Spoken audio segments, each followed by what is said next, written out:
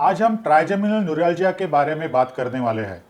Trigeminal neuralgia के दर्द की जो बीमारी है वह अनेक वर्षों से गलत फहमियों में फंसी हुई है। अनेक मिसकॉन्सेप्शंस आज भी है। पिछले 15 वर्षों से हम इस पर लोगों को जागरूक करने का प्रयास कर रहे हैं। ट्राइजेमिनल न्यूरैल्जिया इस रोग में चेहरे के एक तरफ यानी one side of the face बहुत तीव्र दर्द होता है। कई मरीज इसको एक्सप्लेन करते वक्त इसे बिजली के झटके जैसा या आग जैसा या चेहरे पर सैकड़ों सुइयां चुभने जैसा बताते हैं। यह दर्द अचानक उठता है और कुछ सेकंड से लेकर कुछ मिनटों तक रहता है। समय के साथ इस दर्द की तीव्रता और फ्रीक्वेंसी भी बढ़ जाती है। अक्सर इस बीमारी का सही निदान नहीं होता है।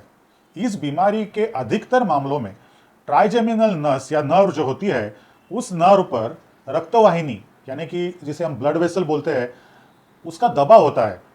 समय के साथ ब्लड वेसल नस के अंदर डीप फंस जाती है जिससे दर्द और भी बढ़ता है। इस बीमारी से पीड़ित एक पेशेंट का एक्सपीरियंस आज मैं आपको सुनाने जा रहा हूँ। इस पेशेंट का नाम निवेदिता भटनागर है और वे दिल्ली के रहने वाली है। निवेदिता भटनागर दिल्ली की एक अत्यंत कुशल आर्किटेक्ट है। जब वे पहली बार ट्राइजेमिनल न्यूरैल्जिया सेंटर में आई तो वह केवल इशारों से ही बात कर सकती थी, क्योंकि बोलने के लिए जब भी वो मुंह खोलती थी तो उसको सीवियर पेन का झटका आ जाता था। उसके दाहिने मसूड़े, गाल और आंख में इतनी तेज बिजली जैसी फुहार होती थी कि मुंह खोलने की हिम्मत वो नहीं जुटा पाती थी। जब माइक्रोवैस्कुलर डिकम्प्रेशन सर्जरी से उनका यह रोग ठीक हो गया तो 1 साल बाद उन्होंने दिल्ली से आकर अपना अनुभव विस्तार से साझा किया। संवेदनशील व्यक्तित्व के कारण उन्होंने अपने रोग के बारे में, व्यक्तित्व में आए बदलाव के बारे में, विभिन्न उपचारों के बावजूद बनी पीड़ा के बारे में और दवाइयों के साइड इफेक्ट्स के बारे में गहराई से चिंतन किया था। मैंने उन्हें रिक्वेस्ट किया कि वह अपना अनुभव डिटेल में फिर से हमें बता दें। उनका अनुभव जो उन्होंने लिख के दिया था वह कुछ इस प्रकार है। वो लिखती है कि डॉक्टर, जनवरी 2004 में इस बीमारी की शुरुआत हुई। दाहिने मसूड़े से अचानक तेज दर्द शुरू हो गया और गाल तक फैलने लगा। कुछ महीनों में यह दर्द दाहिनी आंख और माथे तक पहुंच गया। यह दर्द ऐसा था जैसे बिजली का झटका। दांत ब्रश करते समय मसूड़ों पर ब्रश लगने से या खाना चबाने पर यह दर्द उठता था। बाद में तो चेहरे पर हाथ लगाने पे, तौलियों से पोंछने या ठंडी हवा के झोंके से भी यह दर्द उठता था। शुरुआत में मैंने इसे दांत का दर्द समझकर डेंटिस्ट को दिखाया, दांत का रूट कैनल भी करवाया, लेकिन दर्द की तीव्रता बढ़ती गई। एक अन्य डॉक्टर ने इसे नस का रोग बताया और कुछ दवाइयां भी शुरू की जिनमें दिमाग को सुस्त करने वाली या और नर्व को एकदम धीमा बनाने वाली दवाइयां शामिल थी। जब तक दवा असर करती थी दर्द थोड़ा बहुत रुक जाता था, लेकिन दवा के कारण मुझे सुस्ती आती थी, भूलने की बीमारी हो गई, कभी कभी चलते समय संतुलन खोने जैसी समस्याएं होने लगी। मेरे शोध से पता चला कि ये दवाइयां मस्तिष्क और नसों की संवेदनशीलता कम करती है। ऐसा लगने लगा जैसे मेरी पूरी की पूरी नर्वस सिस्टम सुन्न हो रही है। मुझे समझ नहीं आ रहा था कि जब यह रोग सिर्फ एक नस की समस्या है तो मैं पूरे शरीर को सुन्न करने वाली दवाइयां क्यों ले रही हूं। समय के साथ इन दवाइयों का डोज और दुष्प्रभाव भी बढ़ गया। 2009 में मैं काम के सिलसिले में पेरिस और लंदन गई। ठंड में तो यह दर्द और बढ़ गया। वहां डॉक्टरों ने दवाइयों की मात्रा और भी बढ़ा दी, जिससे साइड इफेक्ट्स भी बढ़ गए। यहाँ मैं और एक चीज आपको बताना चाहती हूँ। इस तीव्र दर्द का एक और असर यह होता है कि व्यक्ति हमेशा डर के साए में जीता है।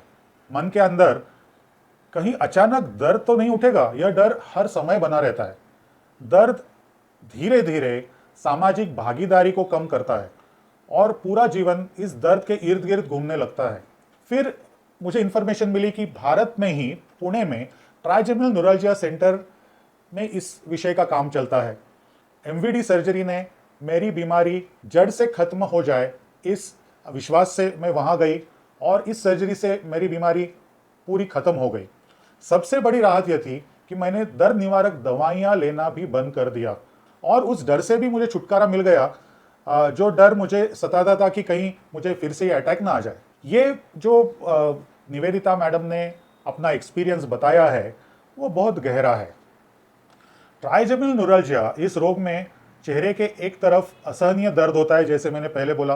कई मरीज इसे बिजली जैसा, आग जैसा सैकड़ों सुइयां चुभने जैसा बताते हैं। ये दर्द अचानक उठता है, कुछ सेकंड से लेकर कुछ मिनटों तक रहता है। समय के साथ दर्द की तीव्रता और फ्रीक्वेंसी बढ़ जाती है।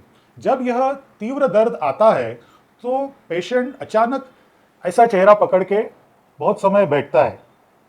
अक्सर इस बीमारी का सही निदान नहीं हो पाता। अधिकतर मामलों में ट्राइजेमिनल नस पर रक्तवाहिनी का दबाव होता है, उसकी वजह से होता है।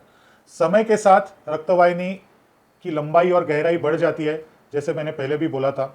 दुर्भाग्य से ट्राइजेमिनल न्यूरल्जिया सेंटर में ऐसा दृश्य हमारे लिए नया नहीं है कि पेशेंट का डायग्नोसिस ही बहुत दिन नहीं हुआ है या बहुत दिन के बाद भी पेशेंट समझ नहीं पा रहा है कि ये दर्द कहाँ से आ रहा है, क्यों आ रहा है। वो जगह जगह पे जाके दूसरे डॉक्टरों से मिलता है, कभी दांत निकलवाता है, कभी रूट कैनाल करवाता है, कभी कभी तो साइकेट्रिस्ट के साथ भी उनकी कंसल्टेशंस रहती है। लेकिन हर बार इसे देखकर वैसी ही बेचैनी हमें महसूस होती है। तो ये सब पेशेंट की जो ये प्रॉब्लम्स है वो देखकर और सुनकर हमें बहुत बेचैनी महसूस होती है। जो सर्जरी कुछ साल पहले कर दी जाती तो यह स्थिति नहीं आती, वही सर्जरी बहुत डिले हो जाती है। मरीज को इतने सालों तक असहनीय दर्द सहना नहीं पड़ता और ब्रेन और पूरे शरीर को सुन्न करने वाली दवाइयाँ नहीं लेनी पड़ती। आज भी सही जानकारी के कमी के कारण इस सर्जरी में बहुत लोगों के केसेस में देरी हो जाती है और यही हमारे बेचैनी का कारण है। 1960 के दशक में अमेरिका में न्यूरोसर्जन पीटर जेनेटा ने इस रोग पे रिसर्च किया और एमवीडी सर्जरी खोज ली। इसमें ट्राइजेमिनल नस पर दबाव डालने वाली रक्तवाहिनी को अलग किया जाता है। यह प्रक्रिया माइक्रोस्कोप और एंडोस्कोप की मदद से हम करते हैं और टेफ्लॉन ये मटेरियल का कुशन जैसा उपयोग करके ये दोनों स्ट्रक्चर्स को अलग करते हैं। पुणे के एमवीडी सेंटर में आज तक 18 से ज़्यादा एमवीडी शस्त्रक्रिया ट्राइजेमिनल न्यूरल्जिया के लिए हमने की है। यह एक स्पेशलाइज्ड केंद्र है और इसी के कारण यहाँ इस विषय पर रिसर्च भी होता है। पेशेंट सपोर्ट ग्रुप्स भी आज यहाँ मौजूद है और ट्रीटमेंट का नतीजा भी बेहतर होना स्वाभाविक है। इस केंद्र के बारे में जानकारी इस वीडियो के अंत में हमने दी है, वह आप जरूर देखिए। और ये समझना बहुत जरूरी है कि ट्राइजेमिनल न्यूरल्जिया जैसी तीव्र दर्द की बीमारी, जिसे पुराने जमाने में सुइसाइड डिसीज भी बोलते थे, इतना तीव्र दर्द ये होता था, आज ठीक होने की संभावना रखती है। इस वीडियो को सुनने के लिए बहुत बहुत धन्यवाद। हम फिर मिलेंगे अगले एपिसोड में।